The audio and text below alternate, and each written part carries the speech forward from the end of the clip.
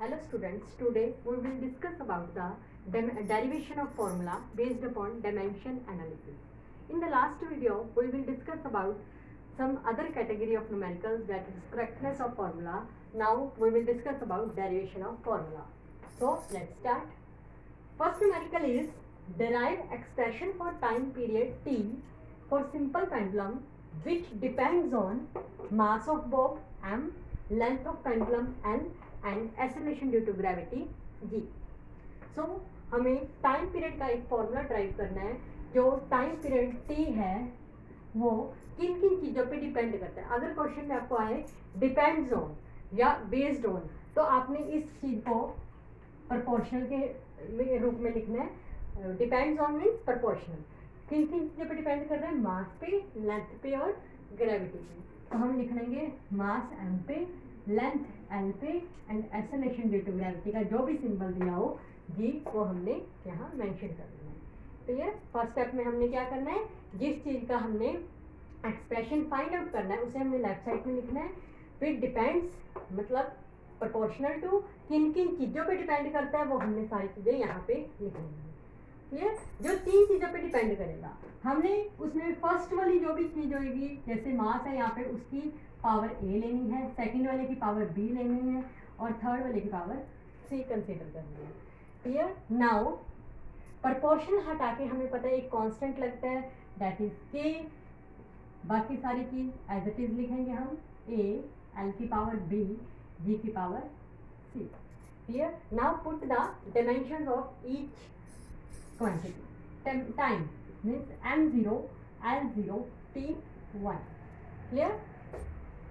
K is a constant. Mass की dimension m, power a, length की dimension l, power b, acceleration due to gravity g.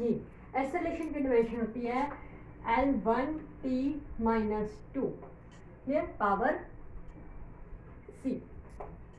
Clear? This is as it is, m0, l0, t1, k, m की power a. हम इसे अंदर ले जाएंगे, m की power 1 है, 1 into a like this. Clear? l की पावर b.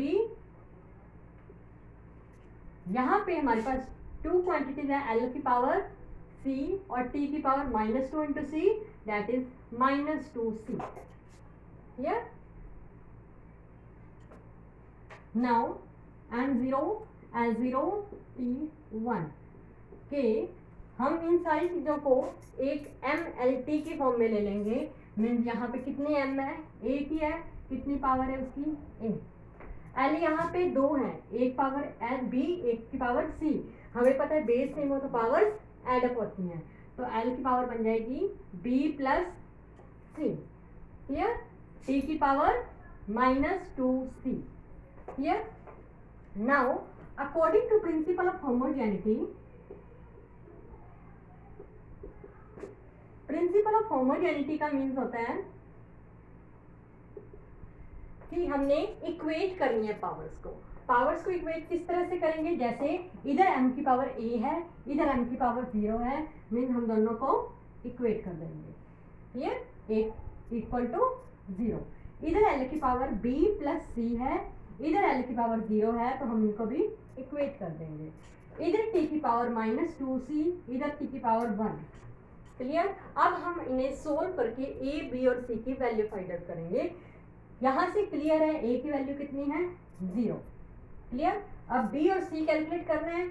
b कैलकुलेट सीधा नहीं होएगा, पहले यहाँ से c कैलकुलेट करके c की वैल्यू यहाँ फिल करनी पड़ेगी ताकि हमारे पास b की वैल्यू आए.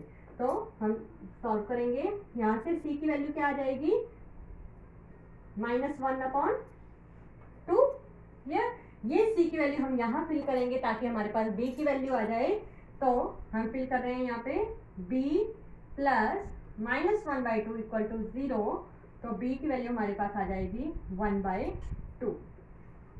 क्लियर. यहाँ से हमारे पास तीनों की वैल्यू a, b और c की वैल्यू जैसे ही आ जाए हमारे पास फाइंड आउट हो जाए, हम ये a, b, c की वैल्यू फर्स्ट स्टेप में फिल कर देंगे. क्लियर. इस स्टेप में तो हमारे पास आ जाएगा t is equal to k m की power a.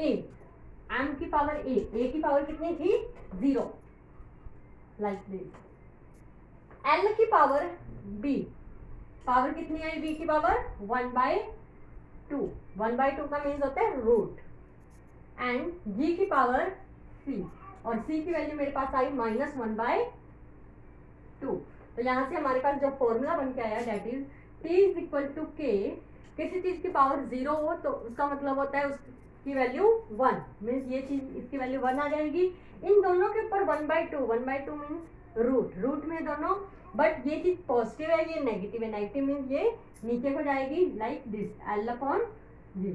This is the formula for time period of simple pendulum. Clear?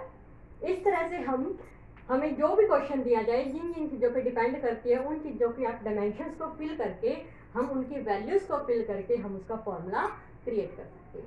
Clear? अब हम एक सेकंड एग्जांपल लेंगे जिससे आपको टॉपिक और क्लियर हो।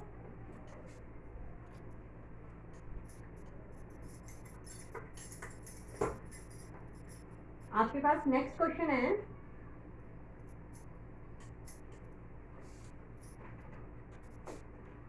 the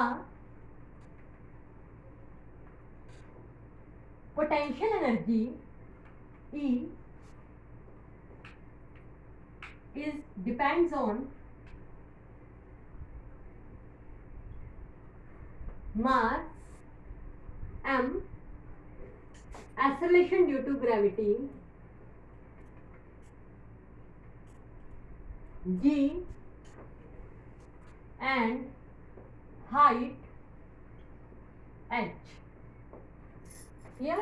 आपको किसी हाइट की पोटेंशियल एनर्जी फाइंड, हमें पता है किसी हाइट पे जाते तो पोटेंशियल एनर्जी होती है, कितनी पोटेंशियल एनर्जी होगी उसका फॉर्मूला ड्राइव करना है हमने पोटेंशियल एनर्जी का, कि पोटेंशियल एनर्जी 3 चीज़ों पे डिपेंड कर रही है, मास पे, एक्सेलरेशन ड्यू टू ग्रेविटी पे एंड हाइट पे। So let's start.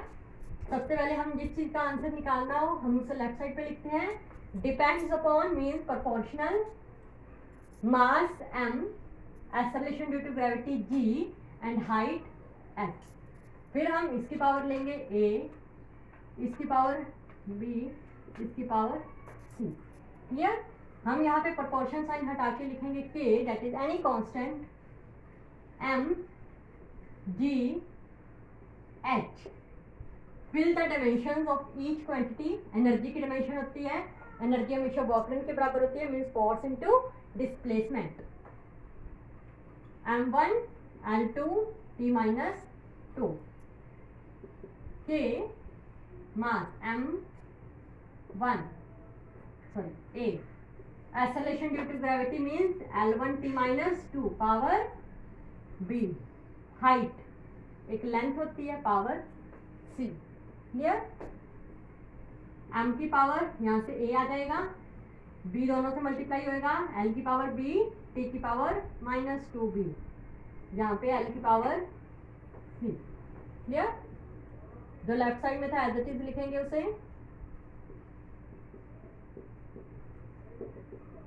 फिर हम इसे कंबाइन करेंगे, m की पावर a, l की पावर 2 है यहाँ पे, b प्लस c, t की power -2b। According to principle of homogeneity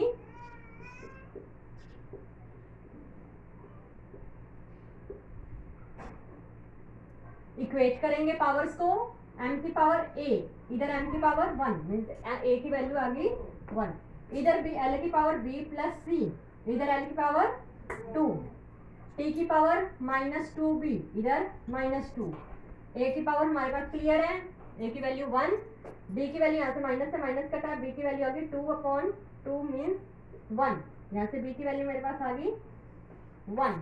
clear? जैसे b की वैल्यू आई हम इसमें फिल कर देंगे c की वैल्यू फाइंड आउट करने के लिए। 1 plus c is equal to 2 means c is equal to 2 minus 1 that is 1। यहाँ से हमने चेकआउट किया कि a b और c तीनों की वैल्यू 1 आई, हम यहाँ पे फिल करेंगे e is equal to k, m की पावर a मीन्स 1, g की पावर 1, h की power 1, 1 means simple quantity means mgh. This is the formula for potential energy. Clear? Now proceed with next example.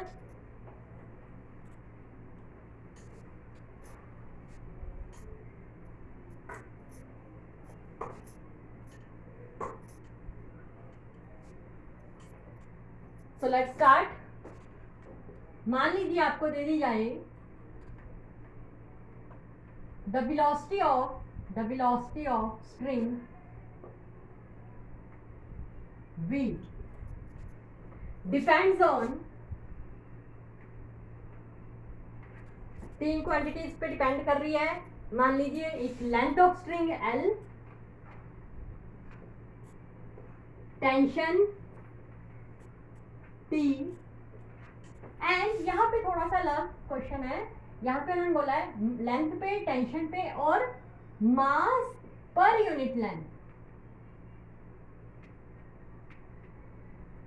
m।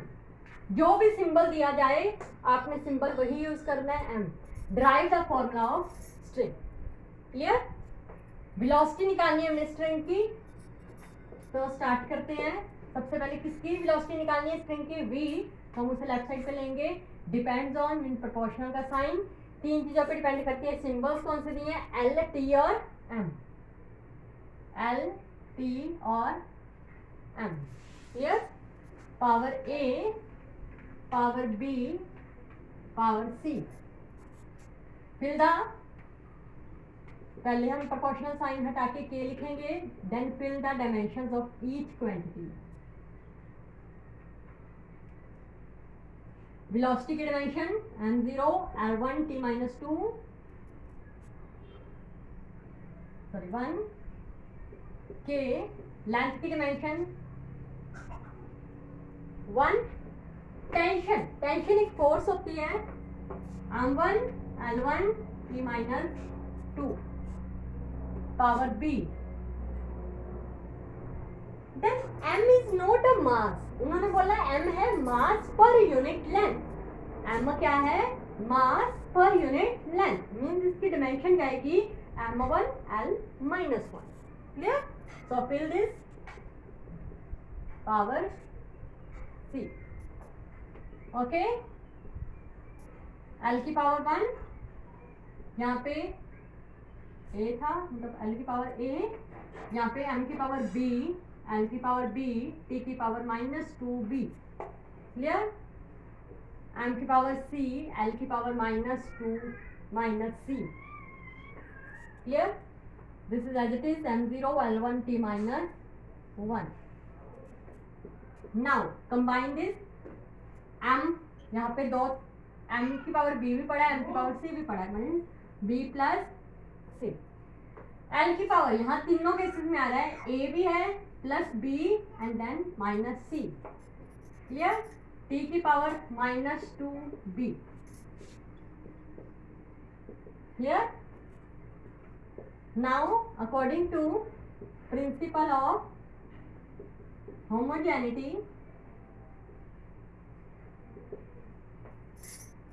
combine the powers। m की power b plus c, इधर m की power 0। Clear? इधर l की power a plus b minus c, इधर l की power 1।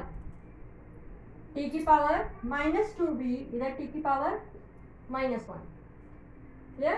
हम अभी solve करेंगे a, b और c की वैल्यू। देखो यहाँ पे b plus c equal to 0 है, सीधा सॉल्व करना इजी नहीं है, तो हमें पहले यहाँ से b की वैल्यू निकालनी पड़ेगी। वो b की वैल्यू हम यहाँ फिल करेंगे ताकि हमारे पास c की वैल्यू आए। तो देखिए माइनस से माइनस कटा, यहाँ से b की वैल्यू मेरे पास आ गई 1/2। ये b की वैल्यू मैं यहाँ फिल करूंगी, 1/2 plus c is equal to 0 mean c is equal to -1/2। b और c आ गया तो मैं यहाँ फिल करके a की वैल्यू फाइंड आउट कर सकती हूँ। a plus b means half, minus c means minus half is equal to 1। Plus half is equal to 1 is equal to, यहाँ पे half plus half that is 1 is equal to 1।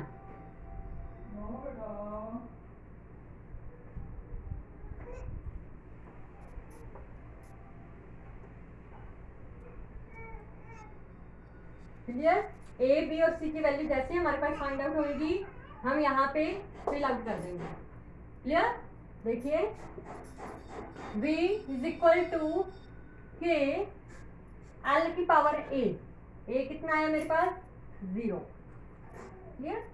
T की power B कितना आया मेरे पास half, और last M की power C आया माइनस हाफ। तो ये मेरे पास के किसी चीज की पावर 0 दैट इज 1, दोनों रूट में means T upon M, clear. This is your answer, clear. I hope you study this derivation of formula easily. Thank you.